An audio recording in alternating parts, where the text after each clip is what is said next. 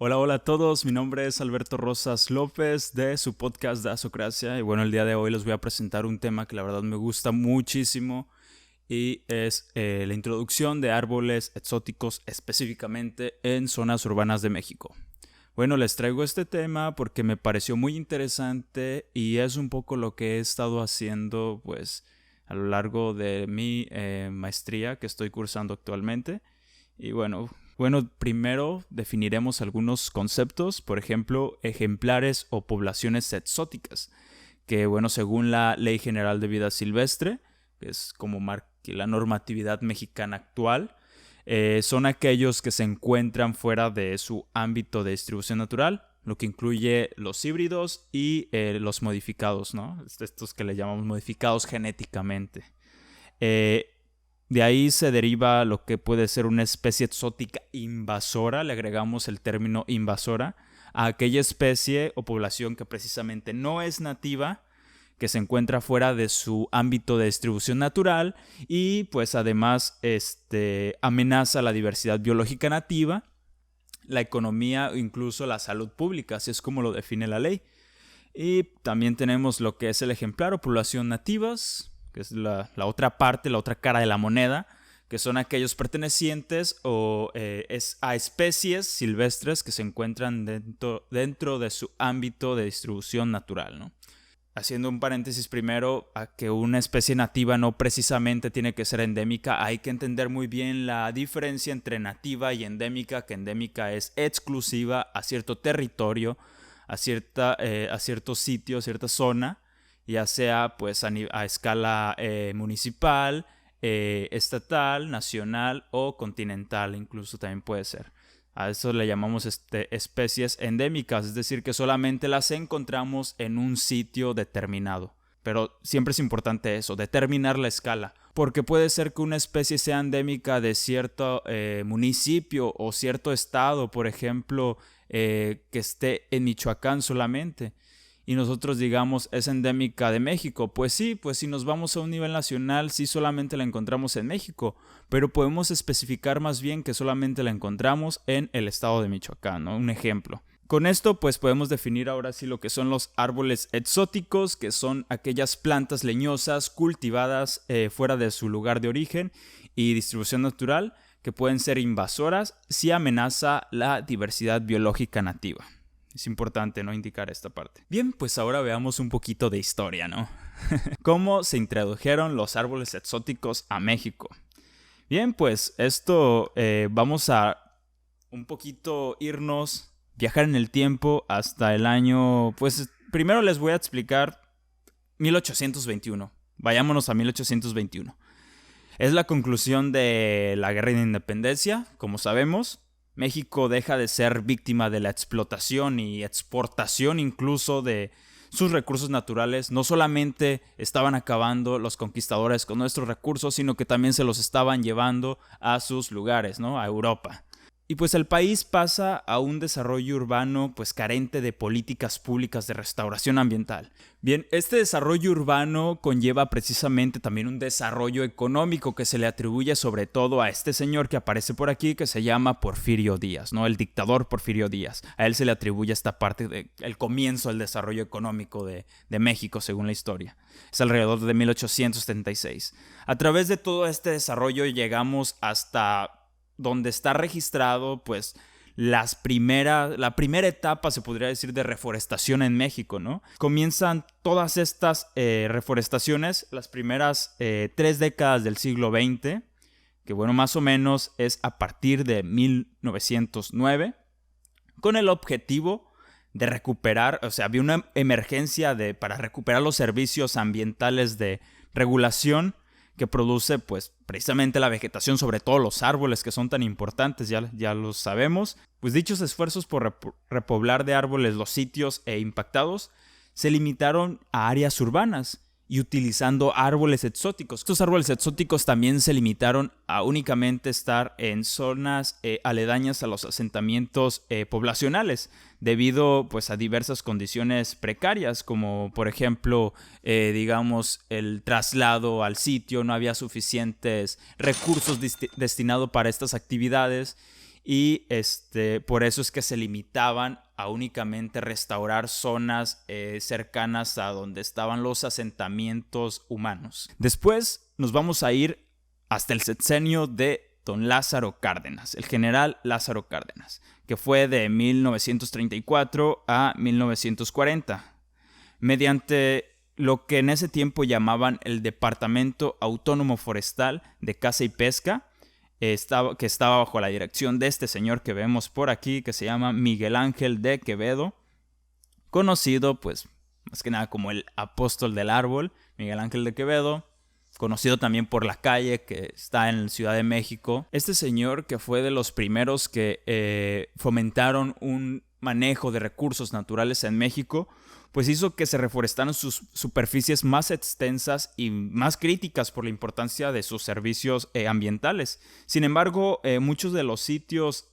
deforestados se encontraban pues alterados y lejos de sus condiciones ideales, ¿no? Sus condiciones naturales para volver a albergar árboles nativos, por lo que se utilizaron especies exóticas de fácil adaptabilidad, crecimiento rápido y porque pues había bastante disponibilidad en el mercado internacional. Tenían acceso a estas especies exóticas que ya en otros lugares las estaban promoviendo y para restaurar principalmente zonas urbanas, que es lo que estamos hablando, ¿no? Ya durante los siguientes sexenios, a partir de 1940 sobre todo, las actividades de reforestación pues recibieron pues poca atención, aunque pues existió una relativa continuidad en la forestación de dunas y áreas urbanas.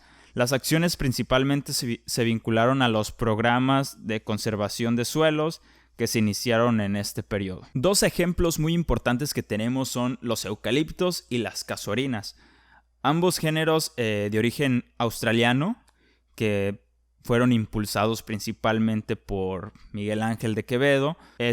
Impulsó su uso, sobre todo para el caso de los eucaliptos, los propagó en gran escala en sus terrenos, ¿no? Esta persona tenía mucho territorio, tenía mucho dinero, estaba muy bien acomodado, y estos terrenos que tenía, pues los pobló completamente de eucaliptos, que posteriormente pues donó estos terrenos a la Ciudad de México y tomaron el nombre de Viveros de Coyoacán, lo que se considera la primera reserva forestal del país. Otro ejemplo, y que es un caso especial que me gusta bastante, es el de las jacarandas. Las jacarandas o Jacaranda mimosifolia son de origen sudamericano. Muchas veces se le atribuye que son especies mexicanas, que la jacaranda es una especie mexicana, pero no es así. En realidad es sudamericana. Su introducción pues tiene varias teorías distintas. Una de las leyendas dice que la jacaranda ya había llegado a Veracruz desde años atrás. Solamente era utilizada por su madera. Tenía muy buena aceptación el uso que se le daba a su madera.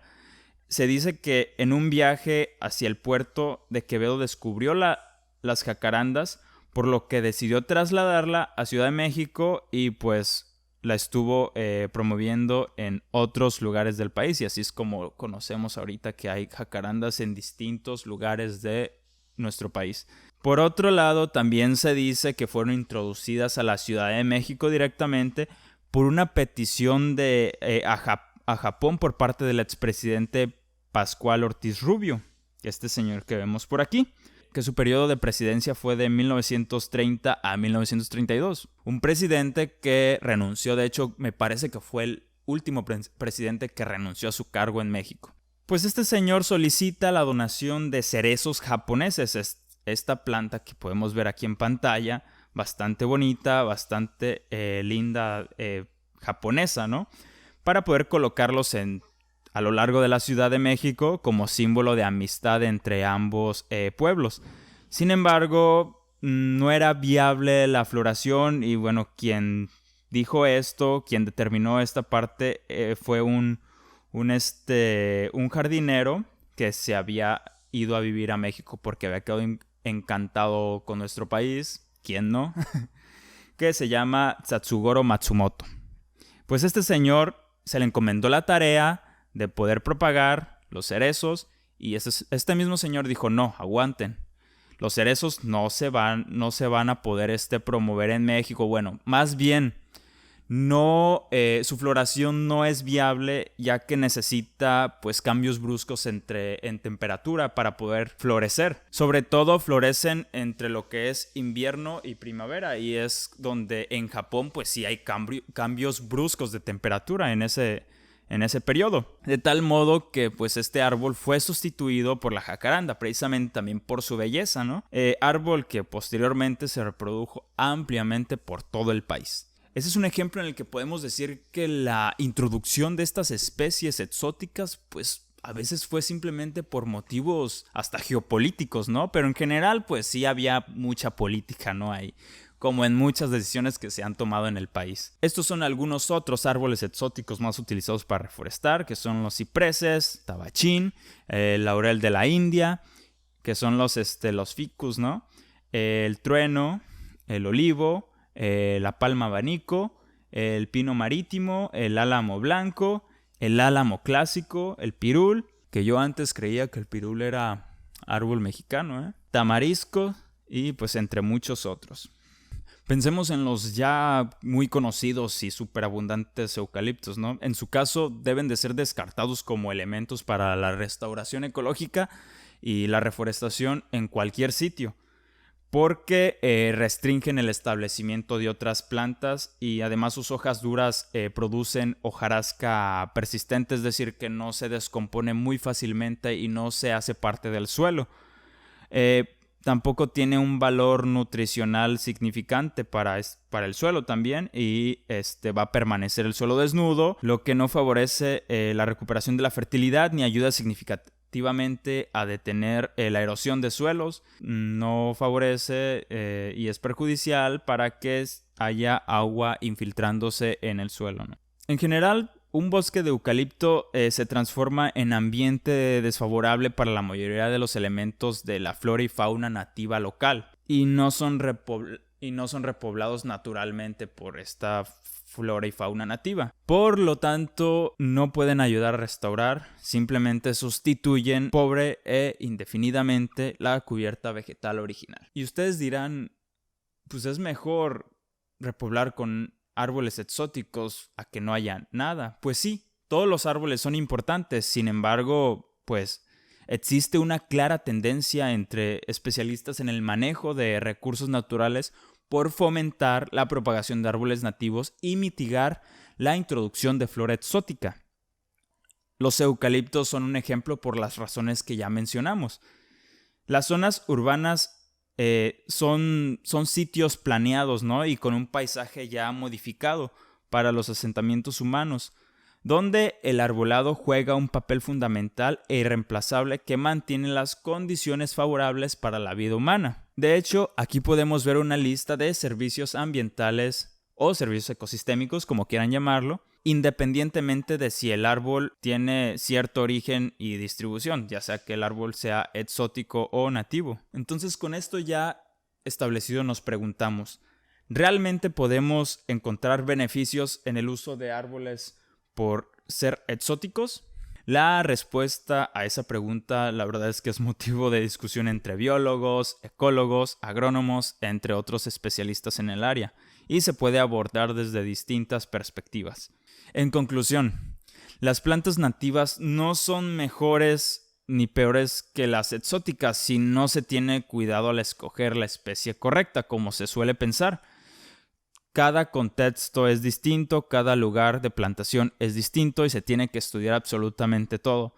Incluso muchas plantas exóticas funcionan mejor en ambientes perturbados, como el caso de las zonas urbanas, sobre todo en México, debido a que las condiciones ambientales donde se introducen pueden ser similares a sus sitios de origen. Por lo tanto, lo más importante es elegir y usar planta nativa o exótica más adecuada para el lugar de plantación. De hecho, el mismo Miguel Ángel de Quevedo se dice que hizo una prueba intentando propagar árboles nativos en la Ciudad de México Sin embargo, los resultados fueron desfavorables y estos árboles no sobrevivieron debido a que precisamente los lugares ya no estaban óptimos para recibir a estas especies que pues en algún momento estuvieron habitando ese sitio. Bueno, eso fue todo. Este fue el tema que quería abordar este día y pues espero que les haya gustado. Espero que lo compartan mucho y pues es todo por hoy. Muchas gracias.